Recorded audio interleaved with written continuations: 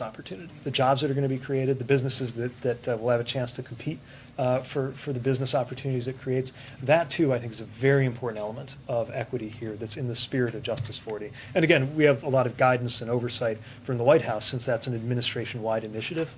But we know that we've got to build our own internal kind of ways of aligning and defining that inside the administration.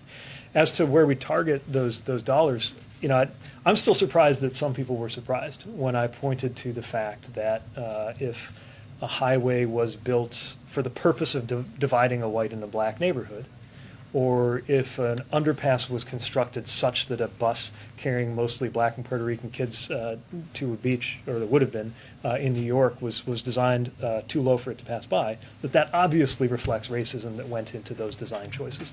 I don't think we have anything to lose by confronting that simple reality, and I think we have everything to gain by acknowledging it and then dealing with it, which is why the Reconnecting Communities, that $1 billion, is something we want to get to work right away putting to work. But that's such a heavy lift. I mean, you have to reconstruct communities that this happened to.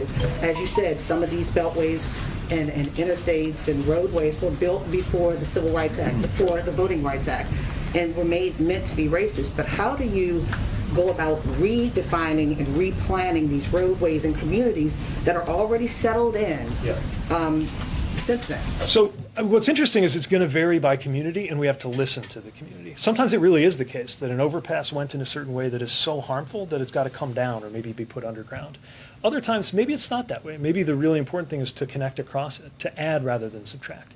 And that's where we don't want to impose a one-size-fits-all answer from here. But when we were out in Syracuse, for example, looking at I-81, we saw the local vision for how they want to get past those divisions. And those local ideas are going to be taken very seriously as we try to meet the spirit of this law.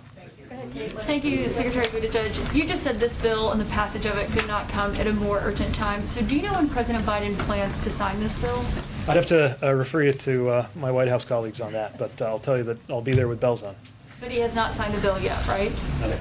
And can you talk about what the campaign to sell this bill is going to look like, given it will take time for some of these projects to actually go into effect and to be completed, and the White House is 1 year out from the midterms, of course, which they have tied this bill to? Well, I expect that that'll be led by the president traveling to show where the need is and where the action is. But I'm certainly eager to be part of that effort. I mean, look, a lot of this sells itself because communities never needed to be persuaded that their bridge needed to be fixed or that their airport needed an upgrade or that their ports needed investment. They've been trying to get Washington to catch up to them. But I do think it's important for us to go out there, especially in communities where a member of Congress or the Senate played an important role. And as you know, members from both sides of the aisle played important roles in delivering this bipartisan win. And I can't wait to be out there celebrating good news. Let's take one from the back. Thank you. Thank you, Mr. Secretary, and thank you, Karine. As you pointed out, this was a bipartisan bill. Was there any discussion of the president not letting Democrats oppose some of the Republicans who are running or giving them a pass in the next election?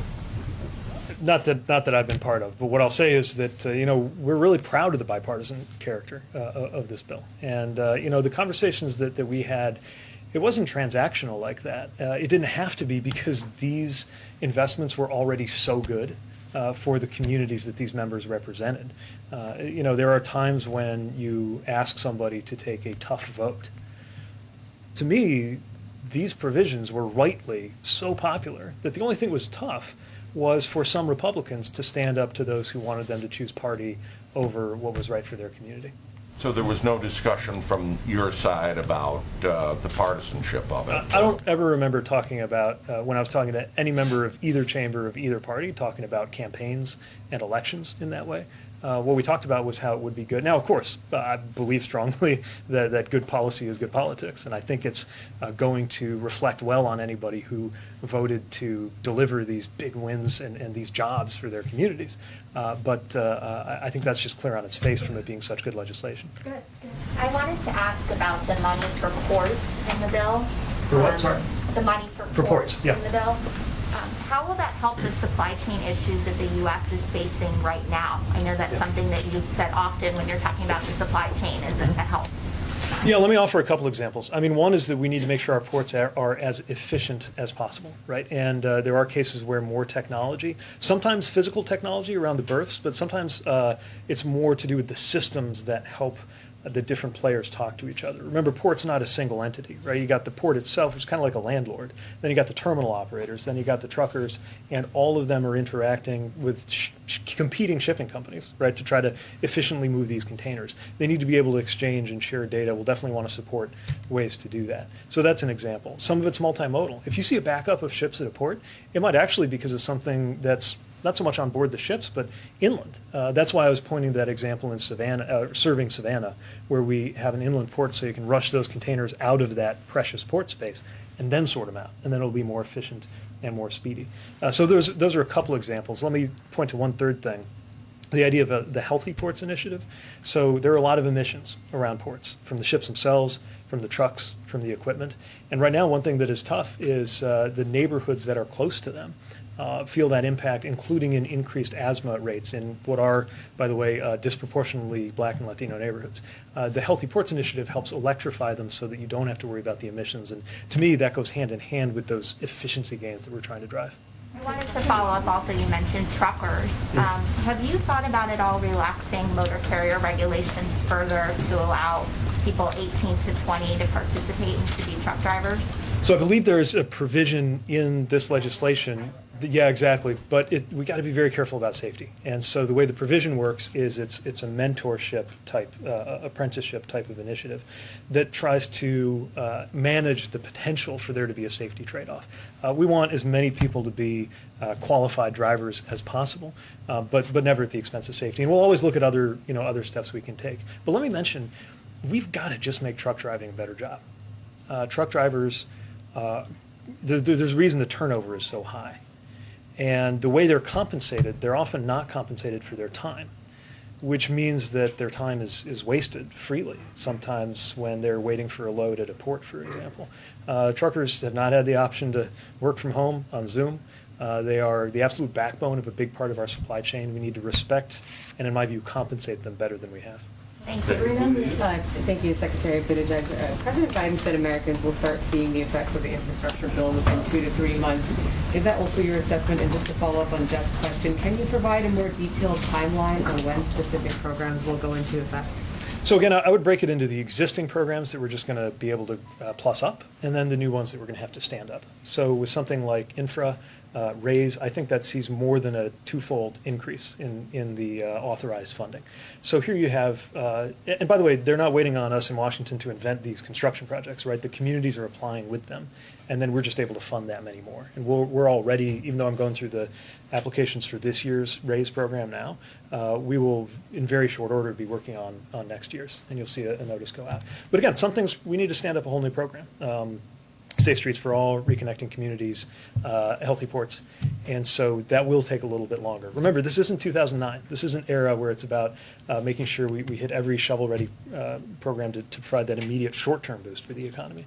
It's short-term, but it's long-term. That's why the President talks about looking back on this moment from the 2050s.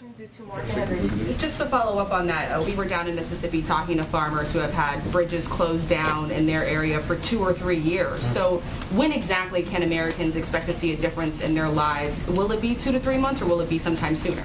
Well, that's the beginning, right? I mean, the short answer is as fast as many of these agencies and workforces can absorb those dollars when the formula increases or when a new grant is available. So some things soon, but again, this is about many, many years ahead, starting now. You go first, and then. Quick follow-up on Jeff's question. On when you're reviewing the applications, do you have adequate staff at DOT to review all the applications? I'll be clear. I'm gonna have one more question. Great question. Yes, but we're going to have to grow as well. And that's one of the things we've been working on is how to make sure we're staffed up properly and how to make sure we're organized properly. I mean, we're talking about, I believe, $660 billion over that stretch of years that we need to manage responsibly. Of course, there's an admin dimension of that to make sure that we have the right staffing, human power. In terms of the highway money that will go directly to states, is there something that you can do to encourage or to make sure that that money isn't used to just widen roads and encourage more people to drive? Because I know that's been a concern of some of the progressives in the transportation community. Right. I mean, this is not just about adding. This is about being smarter in terms of how people move around. Now, the best way to allow people to move in ways that are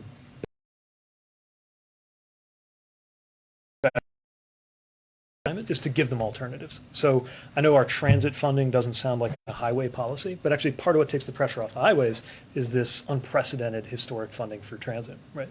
Having said that, we're certainly, when there's any discretion involved, so especially on the discretionary programs, we're going to think about what's really going to help solve the problem. Sometimes you add lanes to a road, you just get that many more cars, and you're no better off in terms of congestion or pollution.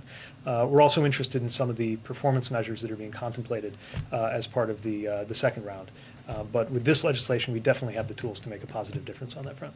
Thank you. Mr. Secretary, just spinning forward to the next bit of legislation, the larger social safety net bill.